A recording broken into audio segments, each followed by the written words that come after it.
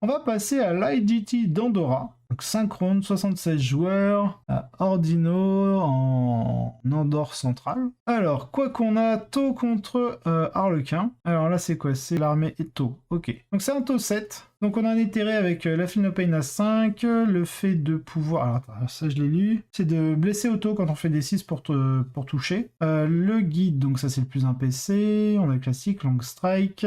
10 carnivores, on a 1, 2, 3, 4, 5 crisis. Avec les airbursting et le double plasma rifle, les shield generators, on a 5 drones shield, on a des steals en burst cannon avec 2 drones carabine, on a 2 x 4 croutand, ensuite on a une autre patrouille avec des croutand ici, on a un commandeur crisis avec full roll touche bless, donc lui il est vraiment full cac, hein. Il a le gantelet au nagre et le prototype lance-flamme, sinon il y a un double plasma rifle, générateur bouclier, 2 shield drone, unité de 10 croûtes, 1, 2, 3, 5 crisis avec le Velocity Tracker. Donc le Velocity Tracker, c'est le plus 1 contre les unités qui volent. En cyclique Lion, avec l'Iridium ici, double plasma rifle. Une autre de 5, je pense. 3, 4, 5, ouais, c'est ça. Avec l'Iridium, donc pareil, hein, le cyclique Lion, double plasma. Velocity Tracker pour le plus 1 touché contre les unités, parce que c'est le Target Lock qui ignore le Light Cover de mémoire. Et le Velocity Tracker, c'est le plus 1 pour toucher contre les unités ayant le mot-clé vol. Donc on a l'Iridium, Lion, double plasma rifle, le Steam Injector pour la Philopane à 4+, et on a 5 shield drones. On a une petite unité de 5 V-Speed et on a Shadow Sun en détachement commandeur suprême. La deuxième liste, les Harlequins, Shadow Seer, Troop Master, 1, 2, 3, 4, 5 troupes, un solitaire. Oula, on a beaucoup de Skyweaver. 3, 4, 5, 3, 4, 5, 3, 4, 5. On a 15 Skyweaver et 4 Starweaver. On peut dire qu'il y a un peu de changement par rapport à ce qu'on voit d'habitude parce qu'on a 15 Skyweaver. C'est vraiment la seule chose qui change de d'habitude. Alors, le taux a gagné quand même. En même temps, ils volent tous, donc il a forcément tout le temps son plus 1 pour toucher. Ah cool, c'est le premier que je dois analyser, bien sûr, c'est celui qui n'a pas de mission connue. C'est vraiment là que les taux ont intérêt à avoir une unité de combinaison de crisis air bursting pour le volume de feu. Si vous êtes le joueur taux, vos objectifs sont doubles. 1. Utiliser le plasma pour ouvrir les Starweaver. 2. Utiliser les air bursting et les cycliquions pour anéantir les clowns qui en sortent. Les battlesuit crisis peuvent faire un peu écran avec les croûtes. Et elles peuvent résister à un peu de mêlée d'Harlequin, mais pas beaucoup. Donc elles doivent faire attention à rester hors du combat. C'est un match qui favorise potentiellement le joueur taux qui choisit Koyon. Ouais, en général, contre Harlequin, on va plutôt privilégier le Koyon. Le stationnaire, l'Harlequin va être plus rapide que vous, donc en général, vous n'aurez pas trop de difficultés à trouver des lignes de vue. Alors bien sûr en layout US, parce qu'en layout WTC, ça peut se planquer. Ça peut même se planquer facilement le Harlequin. Et la reroll des 1 pour blesser, elle reste anecdotique, globalement. Et encore que le Koyon, vu que vous allez ajouter des touches supplémentaires pour toucher, que contre leur véhicule, vous n'avez pas de quoi reroll pour toucher, qui vous l'empêche, ça se réfléchit quand même. Du coup, au final, la reroll des 1 pour blesser est pas mal. À voir. En partie parce que la capacité de se replier et de tirer tard et de marquer des coups supplémentaires avec le redéploiement de 3 unités peut l'emporter sur les avantages de relancer des 1 pour toucher. Mais c'est un peu un pari. Pour le joueur des Harlequins, le but est de frapper le joueur tôt et souvent, en comptant sur un tas de tirs à 2 points de dégâts pour faire un travail rapide sur les tenues de combat avant qu'elles ne puissent se retrancher et simplement tirer sur les Harlequins hors de la table. C'est un match qui favorise fortement le fait d'être le premier à frapper. Résultat, les taux gagnent 75 à 54, c'est suffisant pour gagner le match, et de manière décisive, mais ce faible score relègue Roger à la 2e place des points de combat. Il avait besoin d'au moins 90 pour égaler Manel Toula. Alors bro, 75 à 54, si pour eux c'est un petit score, est-ce qu'on peut parler des résultats où il y a 85 à 82 ? Où là vous dites c'est une super victoire, alors qu'en fait il n'y a que 3 points de différence. Là on a quand même 21 points de différence. Bref. Manel Toula donc arrive avec ses Azuriani à la première place.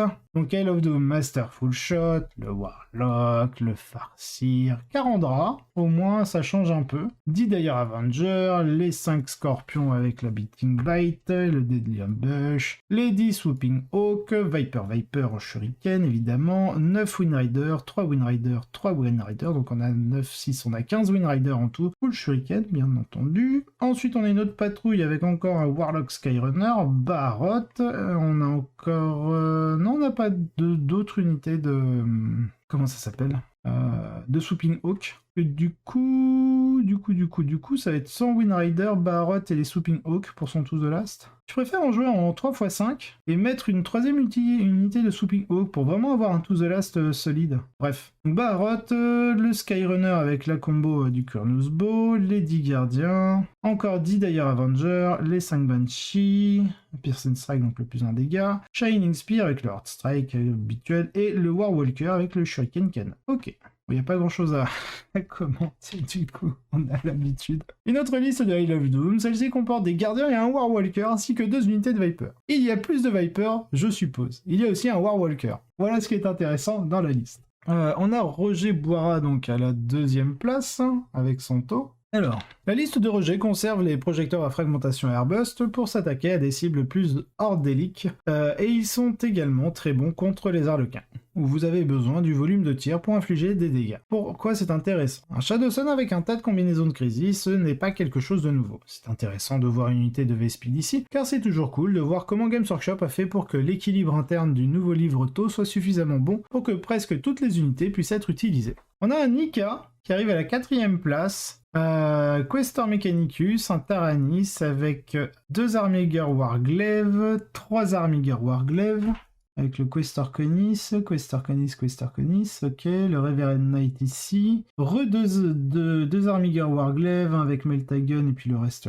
lui en classique. Il a un Night Crusader, donc en personnage Night Lance, le Forge Master, le Endless Fury, Raveret Parangon, ouais, là, il est Thermal, ouais, bah c'est la combo Thermal Cannon pour mettre les mortels, Blessed by the Sacristans, et le Knight Errant avec le Master of Vox, l'Armor of the Centedion, donc ça c'est, je crois que ça c'est pour l'invue à 4, il me semble, ou c'est l'invue à 5 en mêlée, je sais plus, j'ai pas le codex Knight, j'ai pas le codex Ica.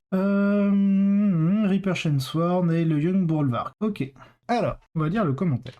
Les Chevaliers Impériaux étant relativement récents, il est intéressant de se pencher sur une liste à succès du nouveau livre. Cette liste opte pour une paire de grands chevaliers, un croisé et un errant flanqué de 5 warglaives et d'une paire d'Elverines. Les Elverines sont peut-être les meilleurs porte-objectifs du jeu à l'heure actuelle. Il est donc logique d'en avoir 2 au maximum. Les warglaives pouvant flanquer les grands chevaliers en moitié de table, ce n'est pas très différent de ce que Jack Harpster suggérait la semaine dernière en remplaçant le Galant par plus de Warglaive, qui offre plus de vitesse et de polyvalence. Le nouveau livre des chevaliers a de vrais atouts, et nous voyons beaucoup de listes de loyalistes et de chaos qui misent sur les armigers pour donner à l'armée beaucoup plus de flexibilité et de vitesse sur la table. C'est vrai qu'en ce moment, par rapport au Competitive Innovation de la semaine dernière, on voit pas mal, voilà, de temps en temps, un Chaos Knight ou un Nika arriver dans le top. Voilà, en ayant l'impression que les 2 codex sont plutôt équilibrés, pour une fois, qu'on n'ait pas d'aberration comme on l'a avec les Azuriani, Harlequins et Tyrannides.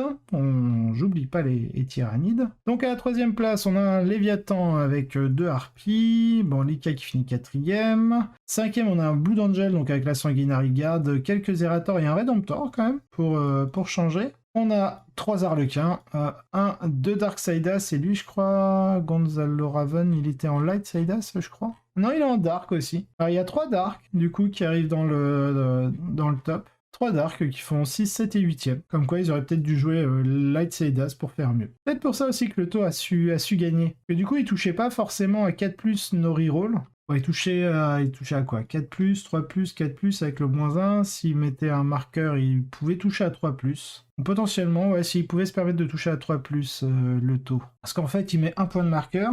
Puisqu'il a l'équipement qui donne +1 pour toucher à l'unité vol, donc du coup, le transport Harlequin a le mot-clé vol, donc il a +1, donc ça fait le +1, -1 du Star Weaver. Et donc derrière, il reste le +1 du marqueur. Et donc il peut quand même toucher en 3+. Alors pas de reroll quand même, mais voilà, on touche plus facilement. En Dark, vous pouvez pas advance et tirer YOLO, parce que du coup vous n'êtes pas stationnaire après avoir advance pour votre phase de tir. D'ailleurs, ça pourrait être un nerf pour l'Harlequin. Dans le fait d'être stationnaire, on enlève le mot-clé véhicule. Et du coup, ils se retrouvent cons avec leur véhicule à devoir advance et pas tirer avec leur canon shuriken.